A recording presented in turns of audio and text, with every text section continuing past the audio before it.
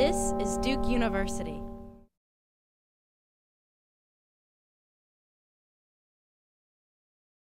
Tonight we're going to talk about AdViews. We're going to compare commercials from the 1950s to commercials today. The easiest way to get to AdViews is just to Google AdViews Duke, and you'll get to this website right here.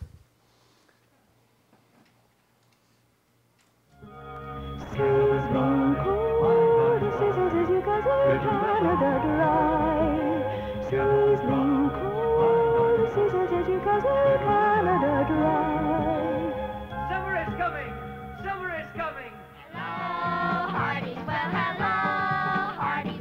We love your applications. Gilbert, it's Peter McGrady. Supermouth will eat all the burgers in Hardee's. I'll stop him. I'll give you a juicy burger. Hardee's, now! Hello, Hardee's. Brand new and gentle pink. Pink as a cherry blossom. That's new Camay. It's new, it's pink, it's Camay. It's new, it's pink, it's Camay. Try gentle pink, new Camay. New Camay, mild as mild can be with cold creams added luxury. Try gentle pink, new Camay. With cold cream. Oh, you pull on your boots and you strap on your gun. When the cook says, come and get it, get along on the run. Get to those Post Toasties. Post Toasties, there's a difference in cornflakes, yes sirree. Announce it, it's new by gum, new beach nut 5-mint gum. Yeah, 1 mint of peppy mint, And 1 mint. a zippy mint, and others a tangy mint. There's a wild mint, And one that's cool. new beach nut 5-mint gum, new beach nut. 5-mint gum. We compared, like he said, commercials from the 60s, 70s, and to commercials today. And some of the major things that we found were that the older commercials from the 60s were a lot more informative, and in comparison to their brand commercials nowadays, now they're a lot shorter and they focus on grabbing someone's attention. And in the olden days ones, they were a lot more cartoony, and now they use more people like celebrities, and obviously they're not in black and white, which they used to be. And another big difference was that they were very family-oriented, and nowadays they're a lot less conservative. And in the olden days, they were all monotone commercials, and now the tone reflects like how they're trying to portray the commercial and like who they're trying to advertise and the product. But let me just paint like a picture for you. If we go back in time to like the 1950s, what the lifestyle's like and why advertisements would be so different as compared to today. So back then, TV was a luxury. Like there would be maybe one in the household, and that would probably be black and white. There were 3 to 4 channels, as was mentioned, and no remote control. So if an advertisement came on, and like honestly, if you were really bored, you'd have to get up off the couch or off where you were sitting and flip the channel. So that promoted less channel hopping, and it was also a family activity. So after like, for example, after a family would have dinner, they'd all sit down together and they'd all watch TV. So if an advertisement was going on, they'd watch it, or if it was really that boring, then they'd just talk, and they were patient. It was a lot different compared to today. TV was also the only visually stimulating form of entertainment, whereas, as we'll see in the next slide, today we have so many other forms. And the reason the commercials were longer and more informative was because they had more time for the fewer channels, and then function was more important because they were introducing new products that no one has ever seen before. So if we look at TV today, TV is very easily accessible. There are hundreds of channels. It's an independent activity. Most people go and decide to watch their shows on their own. They can watch it on TiVo, DVR. College students watch their TV online. So we're very impatient. We take out time for our day to watch our show. We only have 40 minutes. We don't have that full hour to watch all of those commercials. And there's so many more digital distractions. For example, if you're watching an episode online, you can just like exit out of the Mac screen and like check your email while an advertisement is going on or something, and then get back to the show. There was also There's also mobile phones like iPods.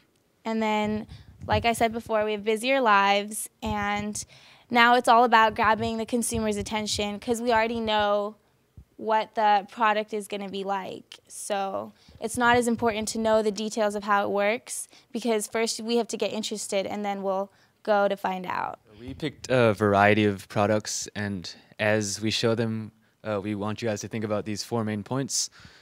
Social embeddedness, which basically is how the advertisement reinforces social ties, and projection of status, which I guess it can be seen as a form of embeddedness, but self-explanatory. Portrayal of people, basically comparing how people are portrayed in the 1950s, 60s, and 70s, and today. So you can look at like the family unit, the ethnicity of people shown, what they're wearing, and first moment of truth, which is what brand promises is a product making, and how are those brand promises being communicated through the advertisement. So the first beauty product we decided to look at was Crest, and I'm going to show you the ads that I found on AdViews, and then I'll show you the 21st century ad that I found, and we'll talk about them, compare them, look at our 4 points of focus, and see what the differences are. This is the story of a medical milestone. Triumph over tooth decay. It begins in a little town in Texas where tooth decay was almost unknown. The reason? Science found the drinking water contained fluoride. For years, science has tried to make fluoride work in a toothpaste. Now, after these years of searching, testing, Procter & Gamble announces the dramatic answer, Crest Toothpaste with Fluorestan, the only known way to make fluoride truly effective in a toothpaste. Here's how Crest works on the permanent teeth of all adults and children 6 and over. The Fluorestan action in Crest actually combines with and strengthens tooth enamel to lock out decay, give you cleaner, sweeter breath. And you'll love the fresh new flavor of Crest, the way it brightens your teeth as you triumph over tooth decay. Get Crest Toothpaste with Fluorestan. Got 3 kids here caught coughing out. Charlie, the sneak treat kid, caught munching between meals. Debbie, the dentist dodger, hadn't seen her dentist in 3 years. Freddie, the flash, caught not brushing after eating. Now, you all know what you could get for these crimes, right? Cavities. All right. So what I want you to do is just brush with Crest, with fluoride, the cavity fighter. Fighting cavities is the whole idea behind Crest. Ryan, Josie's ready for you on set. Great. What? Is her sister with her? No, but she does have this really big bag. Women tend to carry a lot of cream and smell good. Minty fresh. Hey, everybody likes to smell good, okay? It makes you more likable. So, Josie, tell me about this new project. Wow. Like a minty fresh snowstorm in heaven. Smile white, smile fresh. I just thought it was interesting how the earlier ads focused more on health and fluoride, whereas the kind of modern ad had more cosmetic value attached to the toothpaste. I don't know.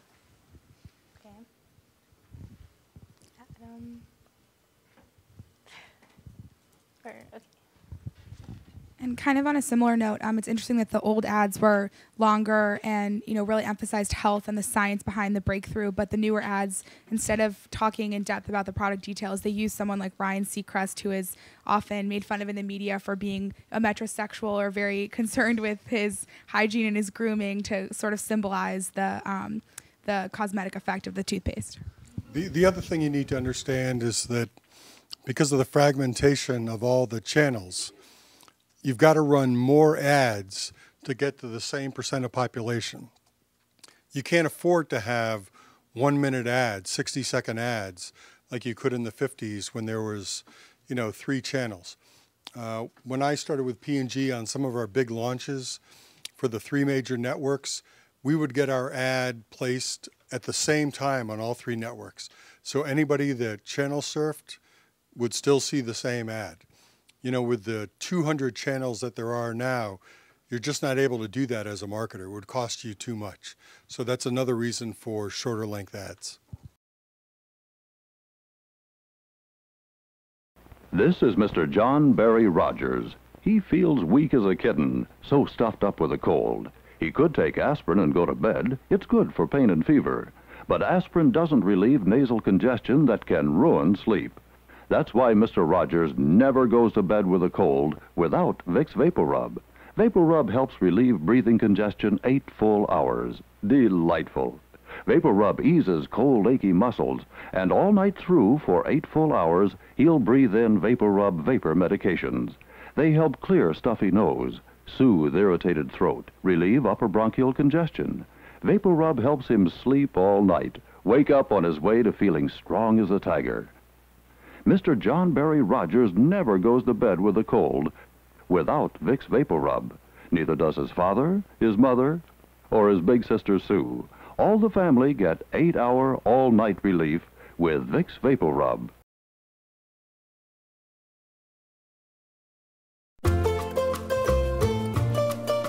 By providing relief from a blocked nose, cough and muscular aches, Vicks Vaporub Triple Action Cold Relief won't let an unmissable moment ride by.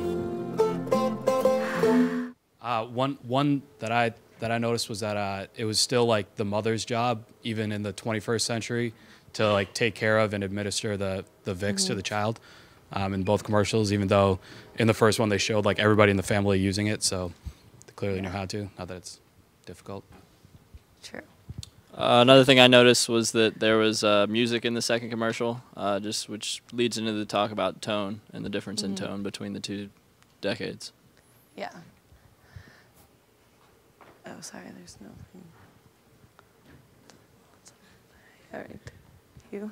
In the second one, they kind of hit on like more of like an emotional note, like like they're not letting this like unmissable moment like get lost just because he has a cold. Like he can ride his bike and his mom's there to see it. He doesn't have to stay in because he has like a cough or something like that. Yeah. Good point. Oh yeah. It was also interesting that like in the first one there was just kind of like a baby sitting there and there wasn't anything like happening. You're kind of just focusing on the product. Where in the newer one, like people are out doing things. They're kind of showing how it can fit in with like the rest of your life. So maybe they're adapting to people like using more products and trying to set themselves apart. Yeah. Okay. You.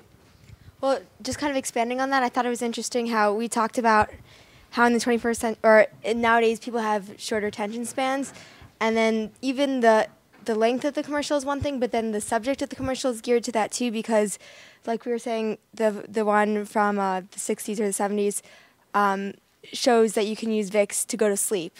And then the one in today's time shows you can use Vicks to be more active, which I thought was interesting. Yeah. And the one from the 1960s really focused on the fact that it works for 8 full hours and it's like a good night's sleep. But yeah, that's a good point. I thought it was also interesting how in the first one it was very like middle class American, like his name's John Michael Barrington and his sister Sue, and it's just so like stereotypical like 1960s America. And then in the latest one, she had almost like an Australian accent. It was kind of like, I mean, I don't know if that was maybe to kind of keep you engaged, because like when I was watching that, I was more interested in trying to figure out where she was from. I was like, is that Australian or what? So I thought maybe that is something that's like trying to keep your attention and also kind of like maybe reflecting the different society that we're living in. Yeah, it's actually really funny. The first one, it's like the mom, the dad, the brothers, the sister, the very like nuclear family. But the second one, you really only see the mom and then the son. So it's very funny how different it is. Yeah. Another thing that I thought was really interesting in the first ad is that they made a distinction between their brand and Advil's, and it's not just like we work better than Advil. They said like what Advil will do for you, and then how Vicks is different. And I think like because of there's more information available today, the commercials can be shorter because they don't have to make that distinction anymore. Like I can go online and see how those two brands are different and like what they would provide for me. So I thought that was kind of interesting. Right. And like the social embeddedness today, like everybody knows what Advil is. Yeah. I thought it was interesting that in the 60s ad, there was images of the baby being like distinctly uncomfortable and kind of like sweaty, whereas nowadays you don't really get that. Like even when you have, you know, ads for, you know, headaches and stuff, there's like this kind of fake looking, oh, I have a headache image, but not anything super negative. Yeah, very true. I think that in some ways, like, they were introducing a product before, so they kind of need to explain to the consumer what we talked about in class, like the job that it will do. While nowadays everybody know what Vicks does, so it's kind of just I think the function is different because they just want to remind the consumer there's this product you could use. While before it's much more complicated. You have to introduce, you have to create like an expectation of what it should do, and that, I guess that takes longer. Yeah, like the first one really explains the first moment of truth and like really goes into detail about the product. But then the second one just quickly lists like the 3 things it does, because most people know what Vicks is and what it does. Here it is, Old Spice Smooth Shave, a shaving cream built to take the speed of the new Super Sharp blades. This super lather helps take friction out of shaving, puts wheels on your razor, so it sweeps and swings free and easy. Old Spice Smooth Shave, regular or mentholated. Hello, ladies. Look at your man. Now back to me. Now back at your man. Now back to me. Sadly, he isn't me. But if he stopped using lady-scented body wash and switched to Old Spice, he could smell like he's me. Look down. Back up. Where are you? You're on a boat with the man your man could smell like. What's in your hand? Back at me. I have it. It's an oyster with 2 tickets to that thing you love. Look again. The tickets are now diamond. Anything is possible when your man smells like Old Spice and not a lady. I'm on a horse. The second advertisement was hysterical. I mean, it's just that simple. I'm going to remember that advertisement now. Becca just said beside me, oh, that's my new favorite thing now. I mean, she's obviously not going to go out and buy Old Spice body wash, but everyone's going to remember that commercial now, whereas the first one, come on. So I think that's a big difference. It was a lot more creative. I also think it's interesting, like, that they flash the price up in the older one. Like, you don't really need to mention price anymore nowadays. Like, it's not what people are interested in anymore. But I thought it was funny that it was just like, oh, it's only $1 too, like in the middle of it. I also thought it was interesting that in the first one, it seemed like they were making the Old Spice product for the new razors, while in the new commercial, it's like Old Spice, like that's what they're selling. This is my product, not like in response to another product. One interesting thing that I saw was that in the first ad, they're obviously marketing to men, and, you know, they're going after them. And in the second ad, they're marketing a lot to the women, and they're like, your man could smell like my man, and like kind of implying that, you know, the woman is going to go out and buy her man this. So it's kind of like opening their marketing abilities and going to other people. I think something else interesting is talking about how ads have changed to try to keep your attention. I mean, there's nothing more rapid fire and repetitive than that second ad in terms of keeping your attention. Like every second, he's saying something else that you have to, you know, listen to keep up with it. And so I think that's kind of indicative of that shift.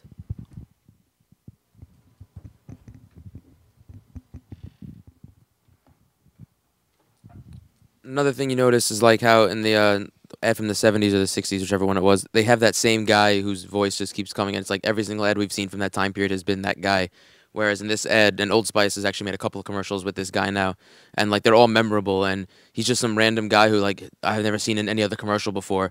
Yet I remember him, you know, just as distinctly as I would that same guy who's done the voiceover for every commercial. So they've kind of created their own kind of like, you know, I don't know how to like explain it, but like he's their own kind of guy now, and like he's made a commercial or 3 or 4 for himself now, and like he's kind of become an image for them, whereas it's just like their own image, not like that normal voiceover that's done every commercial of that time.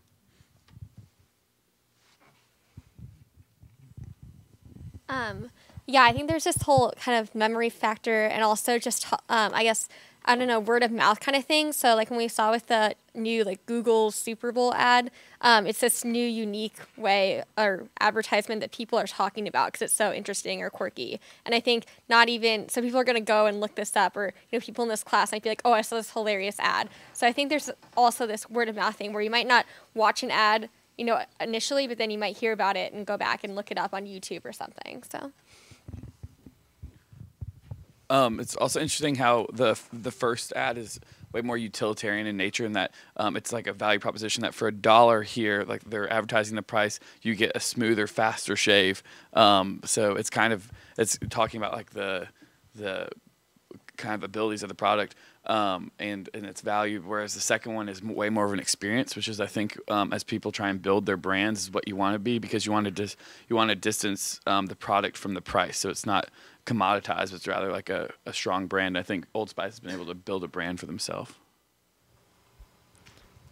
I also think it's really interesting that, I mean, especially since I think that was a Super Bowl commercial, and like you watch the Super Bowl, like sometimes people will watch it just for the commercials that come up, and like a lot of times like you watch the commercials for the commercials, not necessarily because you're gonna go out and buy the product, but just because like they're funny, or like, you know, you link it to people, not because you're like, oh, I think we should all buy Old Spice, but like, dude, this is hilarious. So I think that's also kind of a shift in perspective and like expectations, definitely, from viewers. And even though this was theoretically directed towards women, I thought it was also directed towards men, in that it was supposed to make them suddenly think about, suddenly put more thought into a decision, you know, buying a body wash that in the past was sort of just a careless thing whenever they, you know, needed more of it. I also think if you look at both the ads together, it shows how the people that make Old Spice have successfully kind of disaggregated their brand from a product. So I mean, when it started out in the 70s, I'm sure that, you know, shower like gel didn't exist, but because they were able to build that out, they were able to successfully kind of translate it over. And then I don't know anyone who uses Old Spice shaving cream. I'm not even sure I've ever seen it, but I think it shows kind of how they've been successful in doing that and then applying that over to a new product type. The other thing that's interesting is if you've TiVo'd a show and you're watching it and you kind of zip through the commercials, chances are once you've seen that, you'll probably stop the TiVo and watch it again and then move on, because, you know, it's a good laugh.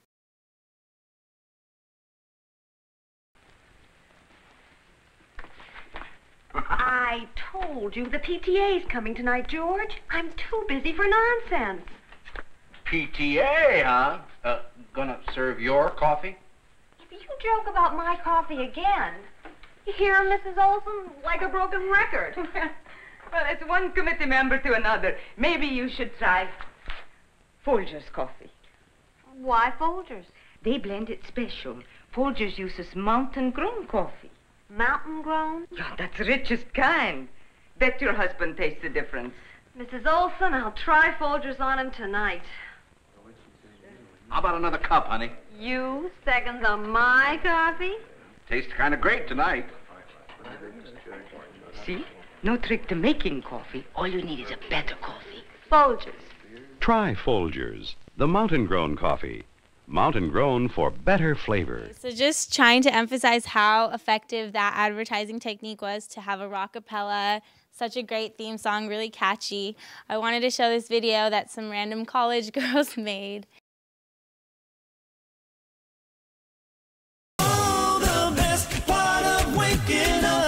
Folgers in your cup. Now I'm right in harmony when I do diddy. Whoa, one more cup and it's a hoo-up shabbat for me. Oh, the best part of waking up is Folgers in your cup. The best part of waking up is Folgers in your cup. Oh, the best part of waking up. Folgers in your cup. Now I'm right in harmony when I do diddy. Oh, one more cup and it's a hoo-up shabbat for me. Oh, the best part of waking up is Folgers in your cup. The best part of waking up is Folgers in your cup. Yeah, so clearly like that technique was a little more efficient compared to Mrs. Olson saving a hostess. But any other comments?